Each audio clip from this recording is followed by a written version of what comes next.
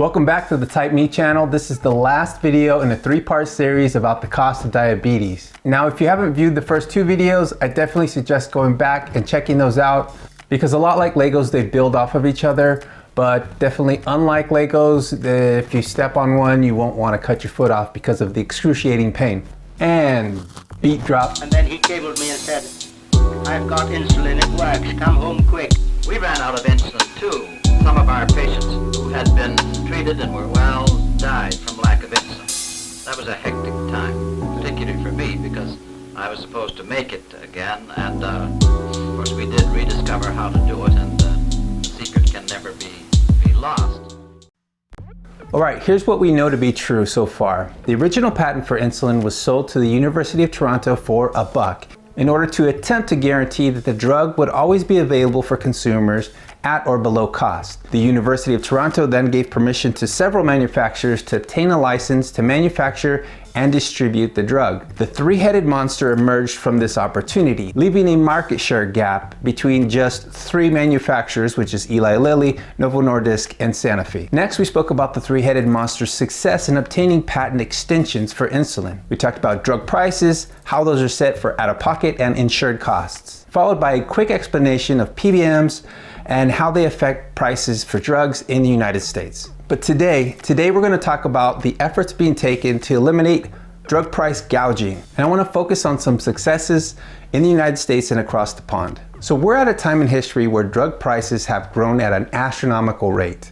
A time when drug companies can literally raise the price of drugs 4,000% overnight without any immediate litigation, aka the pharma boy. But there is a tsunami of diabetics that have begun to take it upon themselves to stand up to big pharma. A tsunami that is now on its second round of destruction. And here's why that's important. In nature, a tsunami occurs whenever there is an underground activity like an earthquake, volcanic eruption, or an underwater landslide, large enough to cause a sudden displacement of a large volume of water. Now, the harbor will show early signs that a tsunami is on its way when a noticeable fall in the ocean's water level appears to have been suddenly reduced. This is then usually followed up by a ginormous wave resembling a wall of water, traveling at speeds of up to 500 miles an hour or 800 kilometers per hour. Now, when the first wave crashes onto the shore, it has the capability of going up to 10 miles inland. And it's been said that the initial crash of a tsunami is not even the most destructive or dangerous part of the event. You see, when the initial wave comes in, it normally drags tons of debris, including cars, small buildings, and trees back out to the ocean.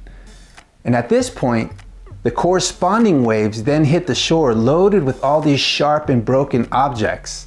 And this causes the highest amount of damage. So let's talk about the first wave of governments that have smashed into the shores of insulin pricing. And I want to call this section hard bargaining and lawsuits. Now, when it comes to the conversation about healthcare, a name that is rarely thrown around is Italy. In a 2019 article from the website Local It states that when it comes to global health, Italy literally ranks second in the world with a life expectancy of 84.5 years. The UK ranks 19th with a life expectancy of 80.8, and the US brings up the rear at 35th with a life expectancy of 78.6 years. That's not to say that the Italian health system doesn't have its flaws, but when it comes to healthcare access and life expectancy, they appear to get the silver star. Now, Italy, like many other countries, whoa, I almost dropped my camera.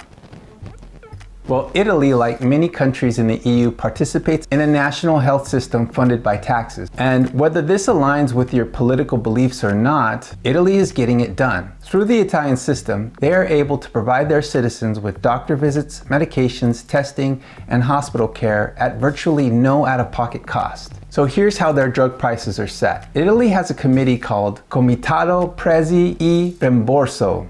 I hope I said that right, aka the Pricing and Reimbursement Committee. Now, this group essentially does the job of the PBM without the kickbacks. The CPR negotiates drug prices with manufacturers based on the following criteria: cost effectiveness, risk-benefit ratio, therapy cost per day in comparison to products of the same efficacy, evaluation of the economic impact on the national health system, estimated market share of the new pharmaceutical, and price and consumption data in European countries. So in short, they pay nothing because the Comitato Prezzi e Rimborso has negotiated it so.